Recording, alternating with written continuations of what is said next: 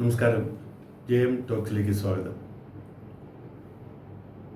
മേപ്പാടി ചൂരൽമല റോഡിൽ കള്ളാടി ഭാഗത്തുണ്ടായ മണ്ണിടിച്ചിലിൽ 3 പേർ മരിച്ചു എന്നുള്ള ദുരന്ത വാർത്തയ്ക്ക് പിന്നാലെ ഇതിൻ്റെ ഉത്തരവാദികളായിരുന്നുള്ളതിനെക്കുറിച്ചുള്ള തർക്കവും ചർച്ചയുമാണ് നടക്കുന്നത്.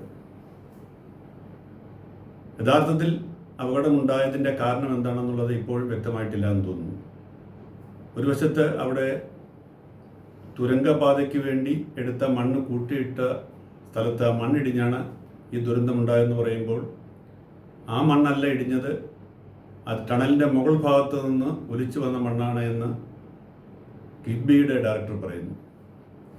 ഇതിൻ്റെ വസ്തുത പോലും ഇതുവരെ കൃത്യമായിട്ട് കണ്ടെത്താൻ കഴിഞ്ഞിട്ടില്ല. അതെന്തേലും ആകട്ടെ. പക്ഷേ ഒരു കാര്യം ഇപ്പോൾ വ്യക്തമായി വരുന്നത്, ഈ തുരങ്കപാത നിർമ്മിച്ചത് നമുക്കെല്ലാം അറിയാവുന്നതുപോലെ പരിസ്ഥിതി ലോല മേഖലയിലാണ്.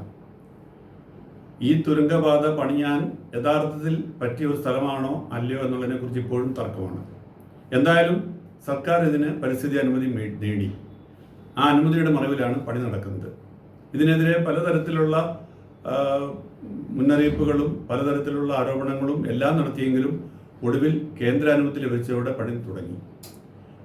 പക്ഷേ ഇതിനകത്ത് ഏറ്റവും ദുഃഖകരമായ കാര്യം, ഇത് 3 പ്രശ്നങ്ങളാണ് ഇതിനകത്തുള്ളത്. ഒന്ന്, പരിസ്ഥിതി ദുർബല മേഖലയിൽ പണിത തുരങ്കപാത അത് ആശാസ്യമാണോ എന്നുള്ളത്. രണ്ടാമത്, ഈ തുരങ്കപാതയുടെ നിർമ്മാണ വേളയിൽ പാലിക്കേണ്ട സുരക്ഷിതത്വം ഈ മുൻ സർക്കാരോ അല്ലെങ്കിൽ ഈ സർക്കാരോ പാലിച്ചോ. സുരക്ഷിതത്വം സംബന്ധിച്ച് വ്യക്തമായ വ്യവസ്ഥകൾ കരാറിൽ ഉണ്ടായിരുന്നു. ഉള്ള വ്യവസ്ഥകൾ തന്നെ പാലിച്ചോ എന്ന് കൃത്യമായി ഉറപ്പുവരുത്തിയോ. ഇനി പാലിച്ചില്ലെങ്കിൽ അത് സംബന്ധിച്ച് ഇറക്കിയ ഉത്തരവുകൾ നടപ്പാക്കുന്ന കാര്യത്തിൽ കൃത്യത വരുത്തിയോ. ഈ ചോദ്യങ്ങൾക്ക് മുന്നിൽ നിന്ന് ഒരു സർക്കാരിന് ഒഴിഞ്ഞു മാറാൻ പറ്റില്ല. ഈ തുരങ്കപാത യഥാർത്ഥത്തിൽ അവിടെ പണിയേണ്ടതായിരുന്നോ അല്ലയോ എന്നുള്ളതിനെക്കുറിച്ചുള്ള തർക്കങ്ങൾ, അത് സംബന്ധിച്ചുള്ള ശാസ്ത്രീയമായ പഠനങ്ങളുടെ വിശദാംശങ്ങളൊക്കെ ഇനി ചർച്ച ചെയ്യപ്പെടും.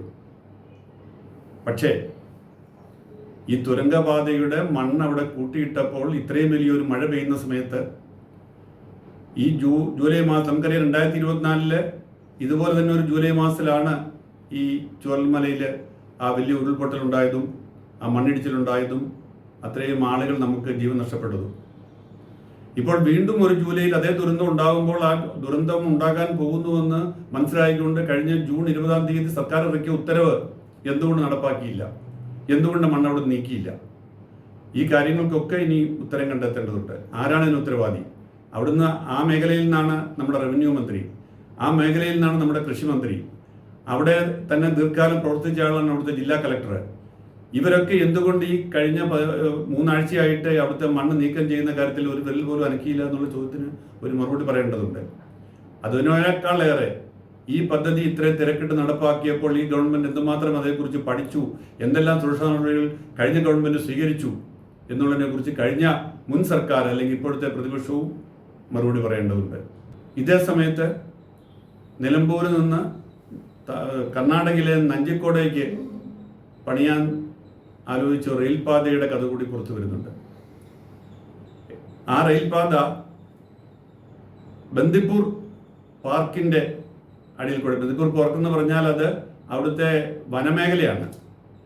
പരിസ്ഥിതി ലോലമായ വനമേഖലയുടെ അടിയിൽ കൂടി ഒരു റെയിൽപാത പണിയാൻ വേണ്ടി കഴിഞ്ഞ പിണറായി സർക്കാരിൻ്റെ കാലത്ത്, ഈ കഴിഞ്ഞ പിണറായി സർക്കാരിന് തൊട്ട് മുമ്പത്തെ പിണറായി സർക്കാരിൻ്റെ കാലത്ത് ഒരു പദ്ധതി ഉണ്ടായിരുന്നു. അത് മറ്റാരുമല്ല, ഈ ശ്രീധരൻ തന്നെയാണ് പദ്ധതിയുമായി മുന്നോട്ട് പോയത്. അതിന് സർവേക്ക് വേണ്ടി 5 കോടി രൂപ വകയിരുത്തുകയും ആ തുക അനുവദിക്കുകയും ആ തുക എറണാകുളത്തെ ഹൈക്കോടതിക്ക് സമീപമുള്ള SBI ബ്രാഞ്ചിൽ എത്തുക വരെ ചെയ്തതാണ് സർവേക്ക് വേണ്ടി. ഞാൻ മനസ്സിലാക്കിയെടുത്തോളം ചില ഉദ്യോഗസ്ഥന്മാർ ഇടപെട്ടാണ് അതിൻ്റെ അപകടം മനസ്സിലാക്കി അത് സ്റ്റോപ്പ് ചെയ്തത്. അന്നത്തെ സദേൺ റെയിൽവേയുടെ ചുമതലയുണ്ടായിരുന്ന ടോമി സിറിയക്ക്, അദ്ദേഹം കൃത്യമായിട്ടും ഈ ബന്ദിപ്പൂർ പാർക്കിന്റെ അല്ലെങ്കിൽ ആ വനമേഖലയുടെ പരിസ്ഥിതി ദുർബല അവസ്ഥയെക്കുറിച്ചുണ്ടായ കേന്ദ്ര സർക്കാരിന്റെ പഠന റിപ്പോർട്ടുകളും ഉത്തരവുകളും ഒക്കെ അദ്ദേഹത്തിന് കൈവശം ഉണ്ടായിരുന്നതുകൊണ്ട് അദ്ദേഹം പെട്ടെന്ന് ഈ കാര്യം അന്നത്തെ ഗതാഗത സെക്രട്ടറി ഈ ജ്യോതിലാലിന്റെ ശ്രദ്ധയിൽപ്പെടുത്തുകയും ജ്യോതിലാൽ ഇടപെട്ടാണ് പെട്ടെന്ന് ആ സർവേ പോലും സ്റ്റോപ്പ് ചെയ്തത്. അല്ലെങ്കിൽ 5 കോടി രൂപയും കൊണ്ട് ആണുങ്ങൾ അന്നേ പോയേനെ. എന്തായാലും ആ റെയിൽപാത ഉണ്ടായിരുന്നെങ്കിൽ ബന്ദിപ്പൂരിൻ വനമേഖലയുടെ ബന്ദിപ്പൂർ പാർക്കിന്റെ അടിയിൽ കൂടി നിലമ്പൂരിൽ നിന്ന് നഞ്ചങ്കോട്ടേക്ക് പണിയാൻ ഉദ്ദേശിച്ച റെയിൽപാത പണിതിരുന്നെങ്കിൽ ഇതിലും വലിയ പ്രകൃതി ദുരന്തങ്ങൾ ഉണ്ടാകുമായിരുന്നു എന്നുള്ള കാര്യത്തിൽ ആരും സംശയമില്ല. അപ്പോൾ എന്തൊക്കെയാണ് നമ്മളുടെ പരിസ്ഥിതിയെക്കുറിച്ച്, നമ്മളുടെ നാടിന്റെ ഭൂമിയുടെ ഘടനയെക്കുറിച്ച് കൃത്യമായി പഠിക്കാതെ, അതിൻ്റെ ഒരു ഭാഗമാണ് നമ്മൾ കണ്ട ഈ ദേശീയപാത നിർമ്മാണ വേളയിൽ മണ്ണിടിഞ്ഞത് കണ്ടത്.